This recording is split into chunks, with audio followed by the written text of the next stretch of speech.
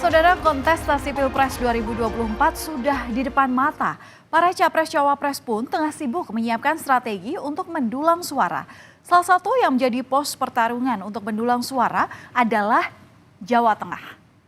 Menjadi salah satu lumbung suara bagi PDI Perjuangan hingga mendapat julukan sebagai kandang banteng, suara warga Jateng kini diperebutkan. Capres nomor urut 3 Ganjar Pranowo yang juga mantan Gubernur Jateng 2 periode kini memiliki lawan serius.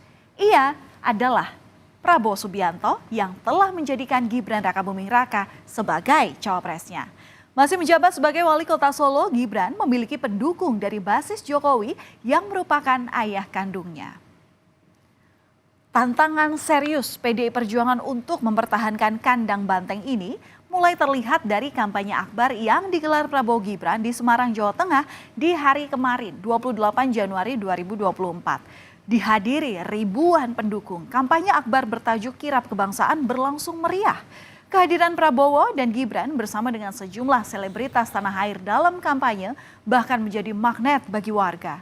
Ruas jalan menuju lapangan Pancasila, Simpang 5 Semarang, penuh dengan sejumlah penampilan parade nasional. Membludaknya massa yang hadir membuat Prabowo sempat berkelakar bahwa dirinya merasa lebih semangat dan juga lebih muda. Tak hanya menghadirkan sejumlah selebritas tanah air, dalam kampanye akbar Prabowo Gibran di Semarang kemarin, turut hadir pula para ketua umum parpol pengusung yang tergabung dalam Koalisi Indonesia Maju. Di antaranya adalah Airlangga Hartarto, Zulkifli Hasan, Agus Harimurti Yudhoyono, serta Kaisang Pangarep dan juga lainnya.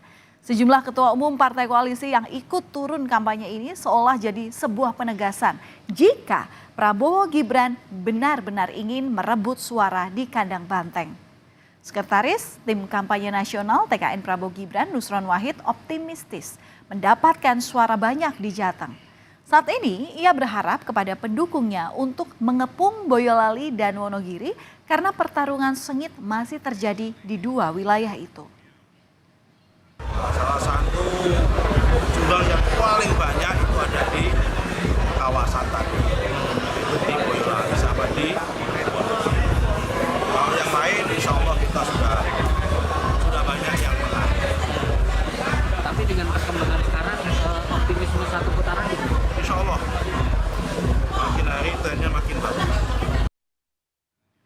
Menanggapi suara di kandang banteng Jawa Tengah mulai pecah, politisi senior PDI Perjuangan Bambang Pacul menegaskan kader dan simpatisan siap tempur dalam mempertahankan suara dengan kekuatan penuh.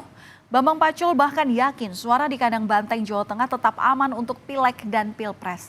Ia optimistis suara untuk Ganjar Mahfud di Jawa Tengah akan lebih banyak. Aman. Untuk Jawa Tengah gimana Bapak? Jawa Tengah, oke.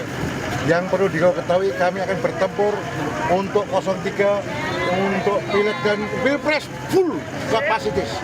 Jos! Targetnya berapa Pak? Kami akan memberi kontribusi suara terbanyak untuk Pak Ganjar Mahfud dari Jawa Tengah dibanding dari provinsi lain. Ya. Di sisi lain, Capres nomor urut 3 Ganjar Pranowo mengakui jika Jawa Tengah ini memang menjadi daerah yang seksi bagi partai politik untuk meraih suara, mengingat dikenal sebagai kandang banteng. Namun Ganjar juga mengingatkan bahwa suara PDIP di Jateng sangat kokoh.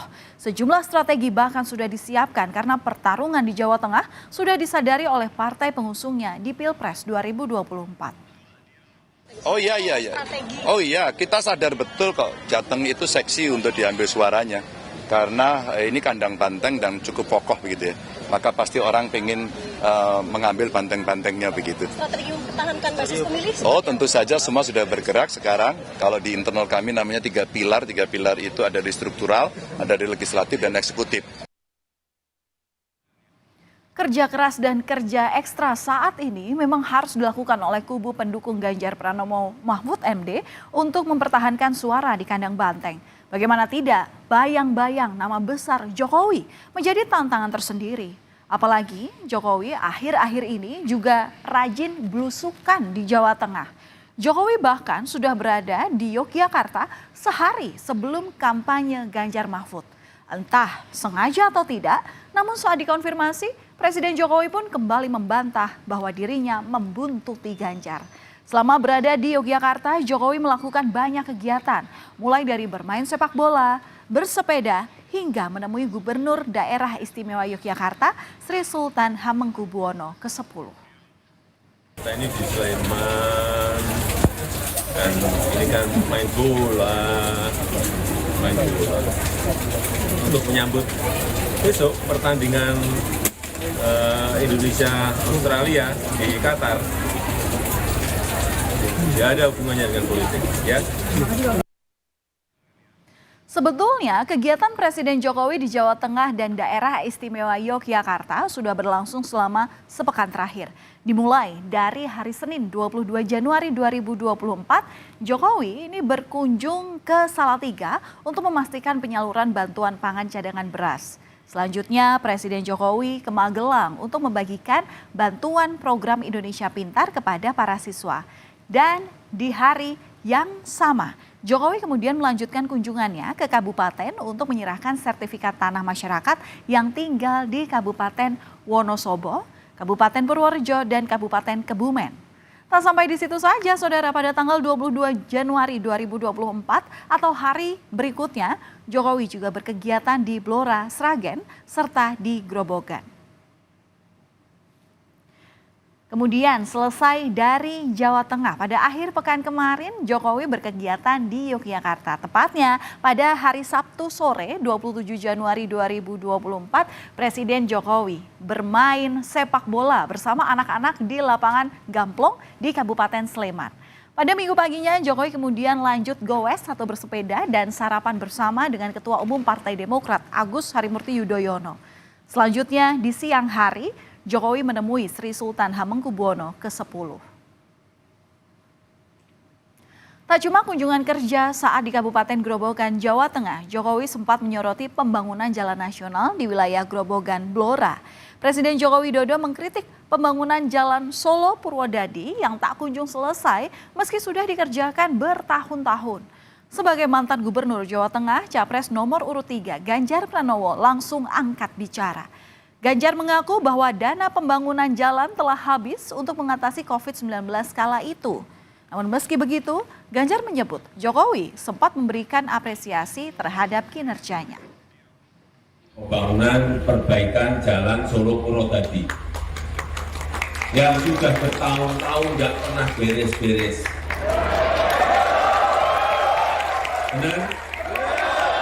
Dan saya tahu karena saya hampir setiap minggu sekali, 2 kali, 3 kali kalau mau ke Randu Blatung, ke Blora pasti lewat. Begitu diperbaiki di aspal, 2 tahun, setahun rusak lagi karena memang tanahnya bergerak. Dan waktu itu saya satu mobil sama beliau tanya ada Pak Basuki, ada saya bertiga sama beliau. Jalannya 3 kali rusak.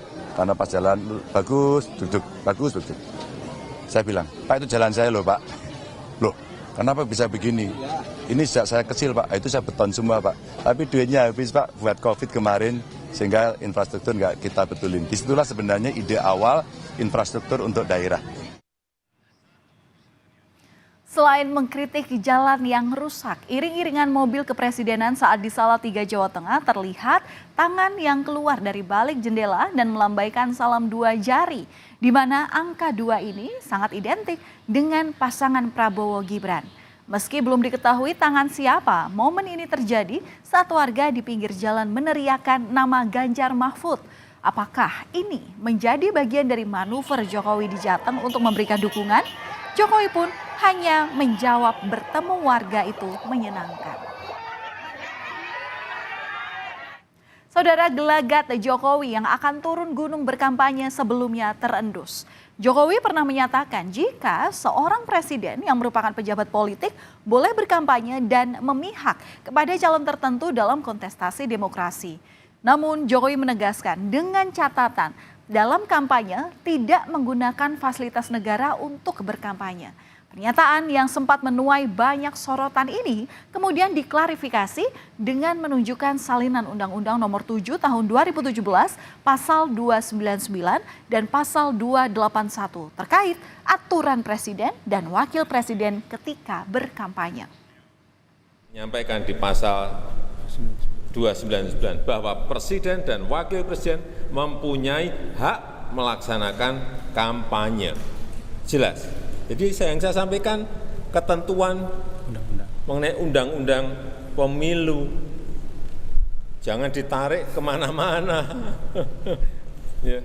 Kemudian juga pasal 281 juga jelas bahwa kampanye pemilu yang mengikut sertakan presiden, wakil presiden harus memenuhi ketentuan.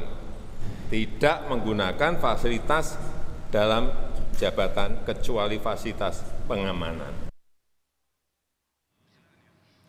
Saudara, goyangnya kandang banteng di Jawa Tengah sebetulnya sudah mulai terlihat. Sejumlah simpatisan dan kader PDI Perjuangan Kota Solo, Jawa Tengah mulai mendeklarasikan dukungan pada Prabowo Gibran.